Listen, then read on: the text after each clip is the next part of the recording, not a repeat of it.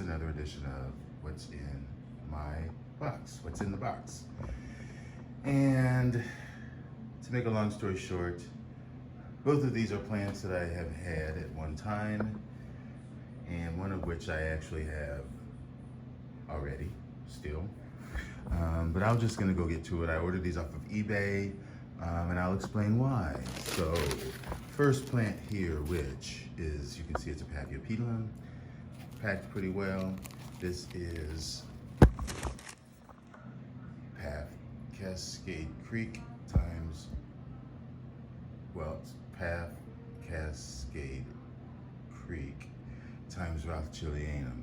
And that actually, there is a name. It's Moki something, CQ, Moki maybe. So I used to have this path.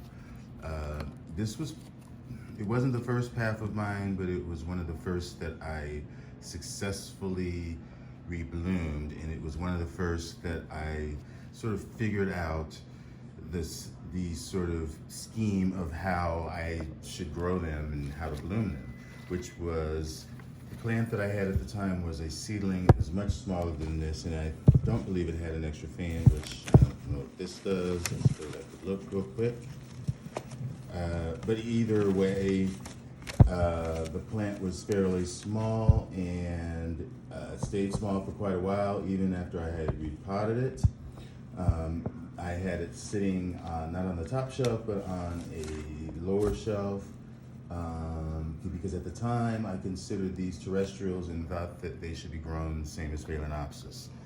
So, but once I began to religiously repot these, because at the time when they were seedlings, they were mostly in sphagnum moss.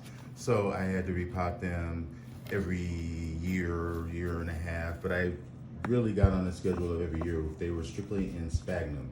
And so when I started doing that, I noticed that the growths, the plant started producing more plantlets around the base, and in tune it became a much bigger plant size-wise, and every time that I repotted it, I would have to move it into a larger pot. And when I started to do that, that is when it began to bloom for me quite regularly. Not every year, but it was every other year.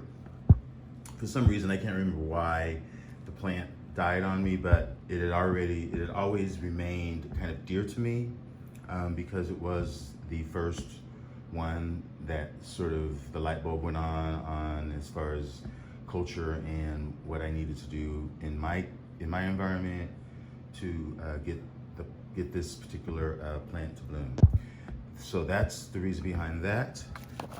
As I look through here, it doesn't look like it's got another fan on it, which is fine, but I am hoping that what it is emerging, that is a flower bud. Hopefully that will continue, and I will share that with you.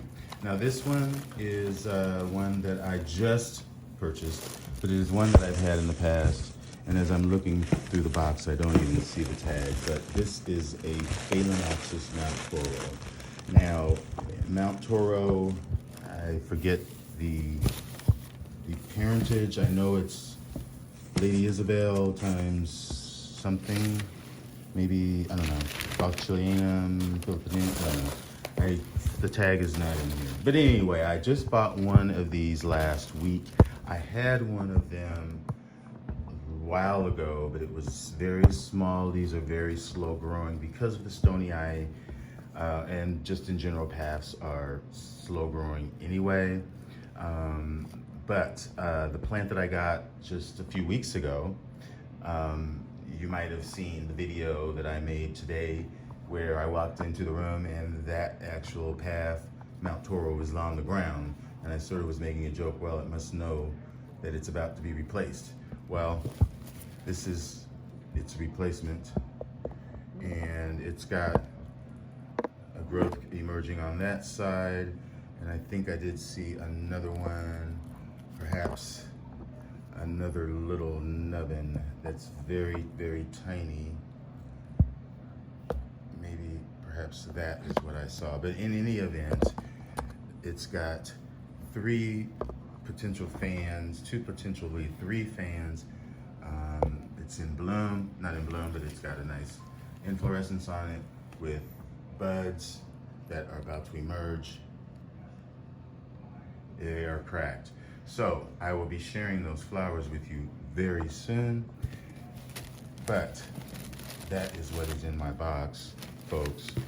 I haven't decided what I'm gonna do with that other Mount Toro. I may keep it. I may have like some sort of like a pop-up auction during a live, not an auction, but raffle. We'll see. But anyway, thanks for watching, folks. Enjoy your orchids.